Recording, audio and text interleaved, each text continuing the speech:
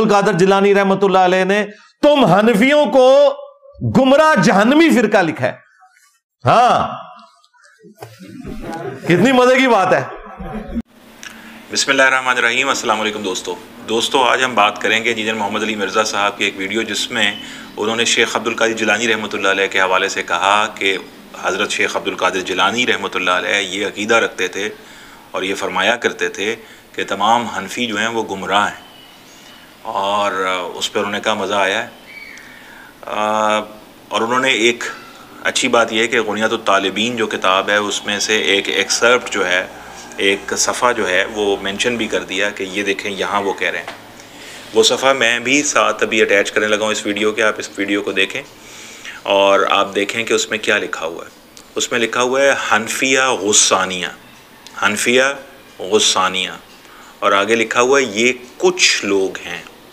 یعنی حضرت شیخ عبد القادر جیلانی فرماتے ہیں کہ یہ کچھ لوگ ہیں، یعنی کہ کوئی اکثریتی لوگ نہیں ہیں، یہ کوئی بڑا قبیلہ نہیں ہے، یہ کوئی بڑا امت کا حصہ نہیں ہے، یہ بس کچھ لوگ ہیں. حنفی نہیں کہتے، حنفیہ غسانیہ کہتے ہیں. اور پھر وہ کہتے ہیں یہ کچھ لوگ ہیں جو یہ عقیدہ رکھتے ہیں کہ جو اللہ تعالیٰ پر ایمان، رسول اللہ صلی اللہ علیہ وسلم پر ایمان، اور حضرت امام ابو حنیفہ، حضرت نعمان بن ثابت جو کچھ لے کر آئے اس کو ماننا اور اس کی پہچان کرنا ضروری ہے. جو کچھ لے کر آئے یعنی یہ اللہ پر ایمان، رسول اللہ صلی اللہ علیہ وسلم پر ایمان، حضرت امام ابو حنیفہ رحمۃ اللہ علیہ جو کچھ لائے ہیں، اس تینوں چیزوں کو ماننا اور پہچان کرنا ایمان کا حصہ ہے. اب ہم سب جانتے ہیں کہ حضرت امام ابو حنیفہ رحمۃ اللہ علیہ تو کچھ نہیں لائے ہیں، وہ تو اللہ کے رسول نہیں ہے معاذ اللہ، تو اللہ تعالیٰ کے ایک نیک اور برگزیدہ بندے ہیں. اور قرآن اور حدیث کی تشریح کے حوالے سے فی الفقہ، فقہ کے اندر تشریح کے حوالے سے امت کے کثیر حصے نے سمجھا کہ اس بندے کو تو امام کی حیثیت ملنی چاہیے، یہ بہت بڑی شخصیت ہے. تو حضرت امام ابو حنیفہ کو جو لوگ فالو کر رہے ہیں، ان لوگوں کو فالو کرنے والے جو لوگ ہیں ان کو حنفی کہا جاتا ہے. حنفیہ غسانیہ نہیں کہا جاتا. حنفی اور حنفیہ غسانیہ ان دونوں میں فرق ہے. حنفیہ غسانیہ کے بارے میں اگر یہ کہا ہے تو وہ ان کا عقیدہ اتنا گمراہ کن ہے کہ وہ ایمانیات میں حضرت امام ابو حنیفہ کو ماننا شامل کر رہے ہیں. حنفی تو ایسے نہیں کرتے. آپ کسی حنفی سے پوچھیں کہ بھئی ایمانیات میں حضرت امام ابو حنیفہ کو ماننا بھی لازم ہے تو وہ کہے گا نہیں، ایسی بات نہیں ہے. لیکن میں حیران ہوتا ہوں کہ انجینئر محمد علی مرزا صاحب بڑے ریلیکسڈ ہو کے کسی بھی کتاب سے کوئی بھی ریفرنس اٹھاتے ہیں اور وہ چپکا دیتے ہیں اپنی ویڈیو میں، اور سننے والے اور دیکھنے والے کوئی سوال اس پر نہیں اٹھاتے اور اس کو منوان تسلیم کر لیتے ہیں، ایسے جیسے ایک کلٹ فالوئنگ ہوتی ہے. کلٹ فالوئنگ کیا ہوتی ہے کہ آپ بغیر سوچے سمجھے، بغیر سوال اٹھائے کسی شخص کو ماننا شروع کر دیں. اور انجینئر محمد علی مرزا صاحب کی جہاں اچھی خدمات ہیں انہیں تو ماننا چاہیے. جس طرح اگر وہ کسی جگہ پہ حق پھیلا رہے ہیں یا دین کی طرف بلا رہے ہیں تو ضرور سنیں،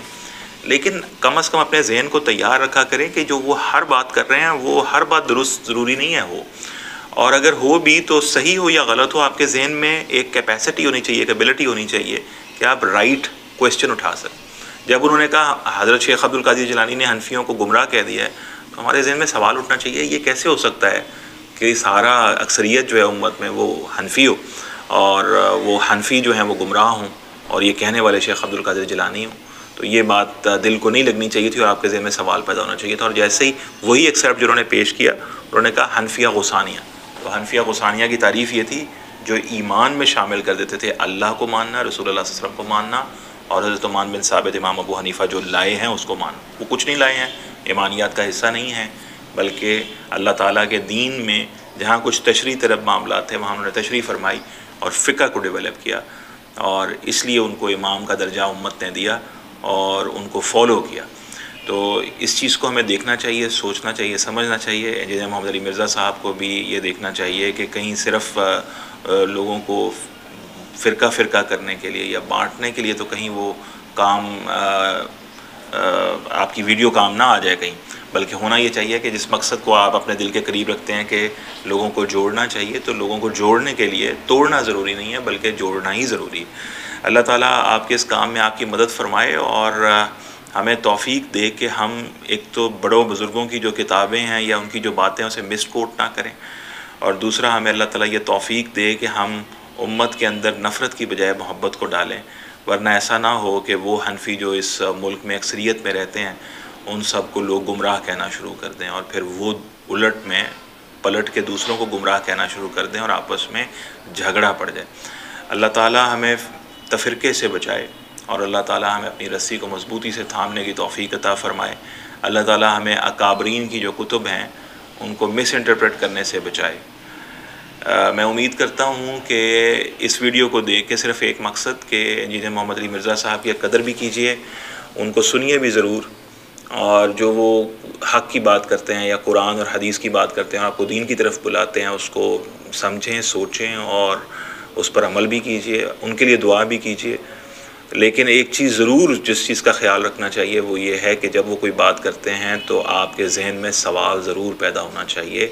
اگر کوئی بات ایسی ہو جو آپ کو لگے کہ یہ میں نے کبھی سنی نہیں، یہ نئی سی بات ہے، نئی بات پر جن قوموں میں سوال نہیں پیدا ہوتے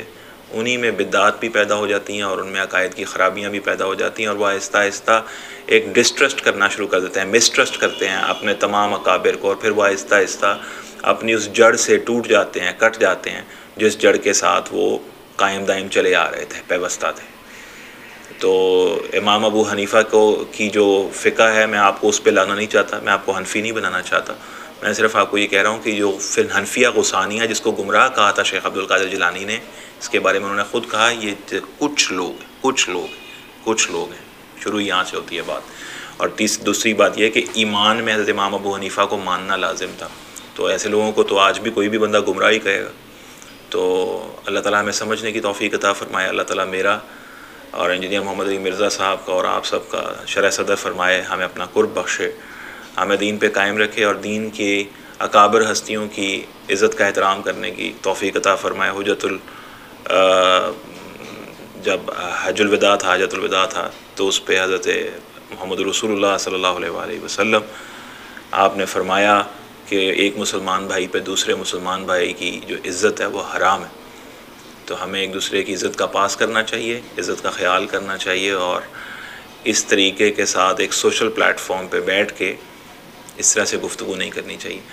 اللہ تعالیٰ آپ کا حامی و ناصر ہو، اپنے حفاظت میں رکھے، اور ہم اسی طرح کی کسی اور ویڈیو کے ساتھ پھر ملیں گے، تب تک کے لیے اجازت، السلام علیکم۔